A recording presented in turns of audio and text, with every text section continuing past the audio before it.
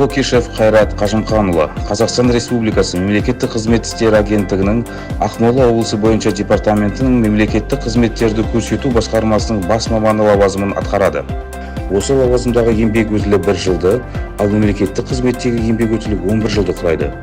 Өз қызметінде Қайрат халыққа мемлекеттік қызметтерді көрсетумен айналысатын мемлекеттік органдармен, мекемелермен және халықпен тығыз байланыста жұмыс істейді. Азаматтардың өтініштерін сапалы әрі шұғыл қарап, консультативті көмек көрсетеді. Осы саладағы заңнаманы одан әрі жетілдіру үшін ұсыныстар әзірлейді. Мемлекеттік қызметтердің сапасын қадағалау мақсатында қоғам өкілдерімен бірлесіп қоғамдық мониторинг жүргізеді. Мониторинг барысында мекемелердің халықтың барлық санаттарына қолжетімділігін қадағалайды.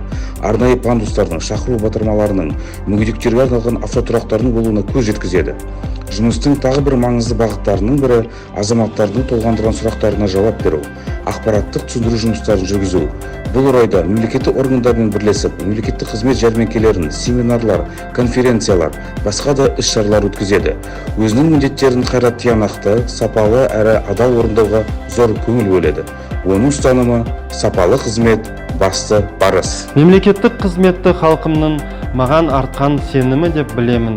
Сондықтан қызмет көрсету сапасын арттыру менің басты парызым болып табылады.